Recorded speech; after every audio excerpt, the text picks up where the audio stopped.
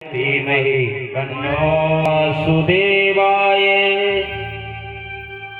हरये परमात्मने प्रणतक्लेशनाशाय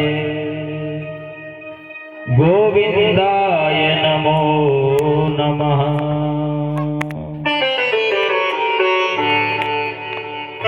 महाराज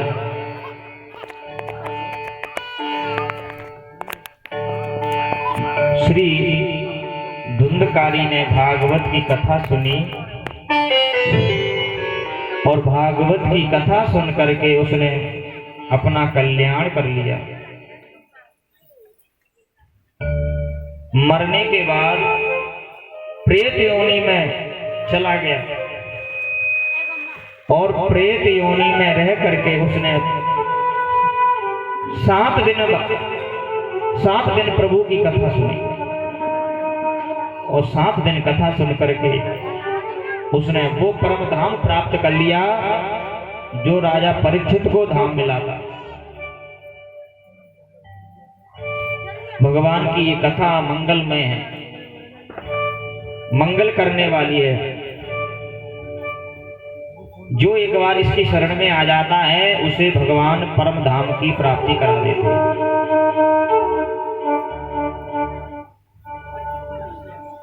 तू आवे पग एक मैं आऊं पग 7, ओ जो तू काट को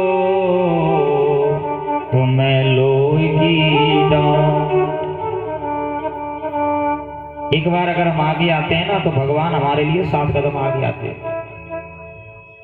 हम एक बार जब भगवान के धाम में जाते हैं तो भगवान हमारी 7 बार सुनते हैं और जो तुम काट के बनते हो फिर भगवान कहते हैं हम लोहे के हैं।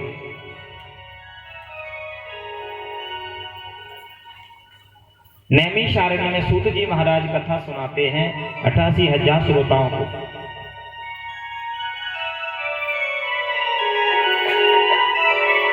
कल आपने जो कथा सुनी श्रीमद् भागवत में पद्म पुराण के अनुसार 6 अध्याय लिए गए थे जिसमें भागवत की महिमा बताई है। भागवत को भी सुनाई ना, जब तक हम किसी चीज की महिमा नहीं जानेंगे तब तक उसको हम सुन नहीं सकते, समझ नहीं सकते। किसी भी वस्तु हो, अगर उस वस्तु के बारे में हमें जानकारी नहीं होगी तो हम उसे नहीं लेंगे। ऐसे ही भागवत की जो कथा है ना उसके बारे में कल हमने जानकारी ली है सिर्फ कि भागवत सुनने से क्या होता है, भागवत की कथा हम सुनने क्यों जाते हैं, हमें कथा में आकर के क्या लाभ मिलता है।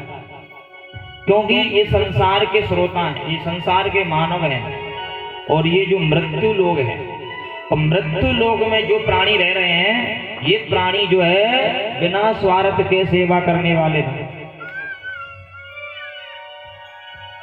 ईश्वर नर मुनि सब की यही रीति,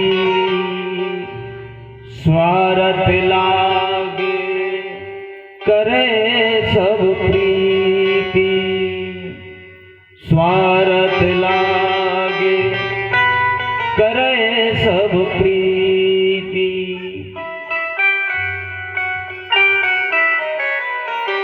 निष्काम भाव से जो भगवान की भक्ति करता है, जो आरती करता है, पूजा करता है, वो उच्च कोटि का भक्त कहलाता है। जो भगवान से कभी नहीं कहे कि मुझे ये नहीं चाहिए, क्योंकि भगवान से यदि आप मांगोगे तो आप जो है उच्च कोटि के भक्त नहीं कहलाओगे, क्योंकि आपने मजदूरी की है उसका आपको भगवान ने वेतन दे दिया। आपने जो झाड़ू लगाया है उसकी सेवा आपको भगवान ने दे दी। आपने भोले बाबा के मंदिर में जाके सेवा करी, पूजा भोग प्रसाद लगाया और आपने कहा प्रभु ये मिल जाए इसके बदले, तो वो भक्ति नहीं है, वो तो आपने जो किया उसका फल आपको मिल गया। एक पुत्र अपने पिता से कुछ मांगता नहीं है, अगर वो मांगेगा तो भी प्रॉपर्टी उसी की है और नहीं मांगेगा तो भी प्रॉपर्टी उसी की है। ऐसे ही परमात्मा से हमें मांगना नहीं चाहिए। अगर हम नहीं मांगेंगे तो भी परमात्मा हमें देंगे, और मांगते हैं तो फिर वही मिलता है जो हमें मिलेगा। तो प्यारे, कल हमने भागवत की महिमा को जाना कि भागवत में क्या फल मिलता है। धुंधकारी जैसा प्रेत योनि में दुष्ट आत्मा, उसका भी कल्याण भागवत कर देती है, तो हमारा तुम्हारा कल्याण क्यों नहीं हो सकता है। परंतु हमारा कल्याण कब होगा? जब उस चीज को हम श्रवण करेंगे, ध्यान लगा के सुनेंगे, तो हमारा कल्याण निश्चित होगा। भगवान के दर पे आकर के, प्रभु के सामने बैठ करके अगर हमने कथा नहीं सुन पाई तो हमसे बड़ा कोई दुर्भाग्य हो ही नहीं सकता। गंगा जी के किनारे पहुंच करके गंगा में डुबकी नहीं लगा पाए तो तुम दुर्भाग्य,